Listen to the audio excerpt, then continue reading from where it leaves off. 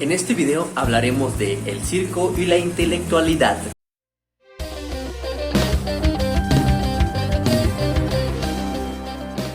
Basado en los autores Historia del Circo, Viaje Extraordinario alrededor del mundo de Dominique Mouclair, Circus, Theatrical Entertainment de Robert Louis Parkinson y sobre los géneros del circo soviético de Zinovy Bonish-Gurevich en Rusia. Hay pueblos o países en los cuales las actividades relacionadas a lo que hoy en día o en esta era identificamos como circo fueron objetos de intensos estudios. Uno de estos pueblos fue el chino, una tradición escrita de más de 3000 años en donde han plasmado su cultura, y eso no es poca cosa. Cito textualmente: bajo la dinastía Han, el emperador Yang Han hizo inventariar las disciplinas acrobáticas que se practicaban en su época, en la teoría de los 100 ejercicios o Baishi. Dominique Mouclair, 2003, página 14. Imaginemos el momento casi 2200 años atrás, época en la cual en la península ibérica Escipión venció a los cartagineses y en Grecia se desenvuelve una guerra entre Macedonia y Roma. En esa época el emperador chino estaba mandando a sus emisarios a lugares muy lejanos para buscar personas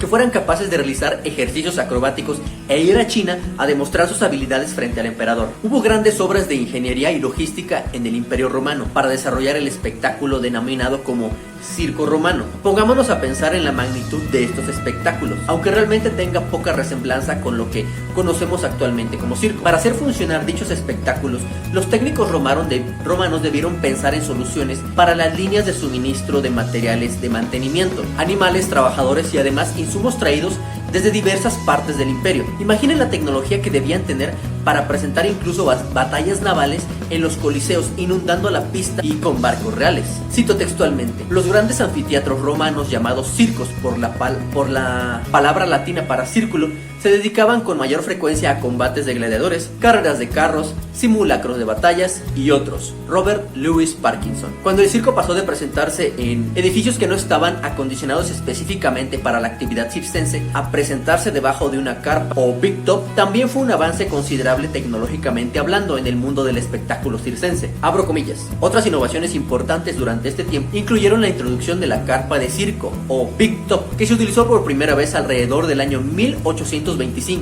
en el espectáculo itinerante del estadounidense J. Purdy Brown, Robert Louis Parkinson. Esto permitió que las compañías de circo se trasladaran el recinto en el cual iban a actuar junto con ellos, y no estamos hablando de cualquier recinto, sino uno que cumpliera con la mayoría de los requisitos deseables o con la mayoría de características necesarias, con limitaciones de la tecnología de la época, por supuesto, y todo esto empaquetado en algunas carretas, claro, dependiendo del tamaño de la carpa, claro está, ¿no? Abro comillas. Antes de 1872, la mayoría de los circos itinerantes se trasladaban a caballo y en carreta, que necesariamente limitaba su tamaño y las distancias que podían recorrer. En la primavera de ese año, Barnum y sus socios cargaron su espectáculo en 65 vagones de ferrocarril y dieron a luz a la era de los circos ferroviarios gigantes. Robert Louis Parkinson. Ahora los circos podían llegar a más espectadores de regiones más lejanas, claro, siempre y cuando existiera la infraestructura ferroviaria. Esto nos deja ver cómo el circo se ha beneficiado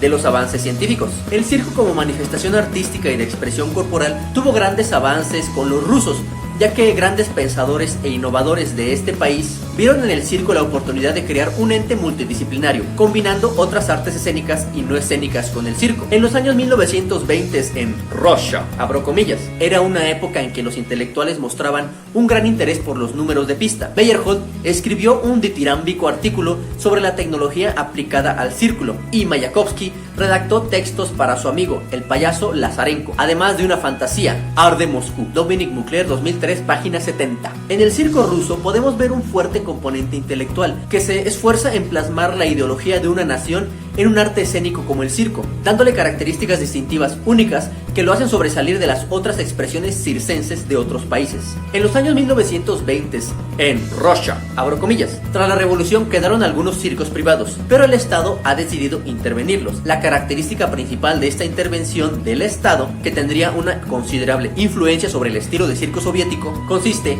en que los artistas que conciben un proyecto se ven obligados a redactar una memoria y defenderla, antes de que el gobierno central les otorgue fondos necesarios para la adquisición de los animales o del material imprescindible. Dominic Mugler, 2003, páginas 70 y 71. Ahora el circo pasaba más al campo intelectual, para de esa forma lograr expresar la ideología soviética mediante los cuerpos de los artistas. Acorde a Dominic Mugler, en los años 1970, en Rusia, había un organismo denominado la Organización Central de los Circos Soviéticos, la cual construyó un gran laboratorio de creación circense que tenía una altura de más de 25 metros, en donde grandes pedagogos del circo y renombrados directores de escena acudían para crear números innovadores y refinados, sin tener preocupación alguna por el presupuesto. El proceso de creación de esos actos de circo era muy interesante, debido a que se montaban en troupes y los directores los formaban siguiendo un guión, y tenían la gran ventaja de poder elegir a sus artistas a la carta. Tenían a su disposición cualquier bailarín,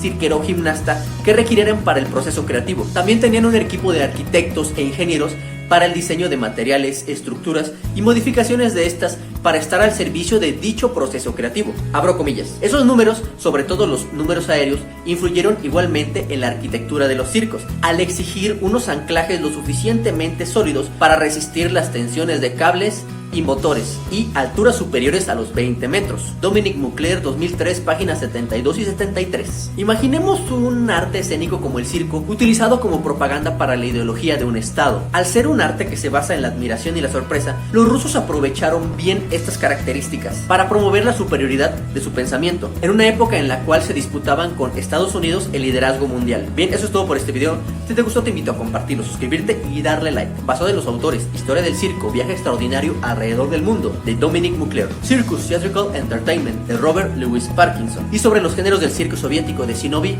Bonich Gurievich.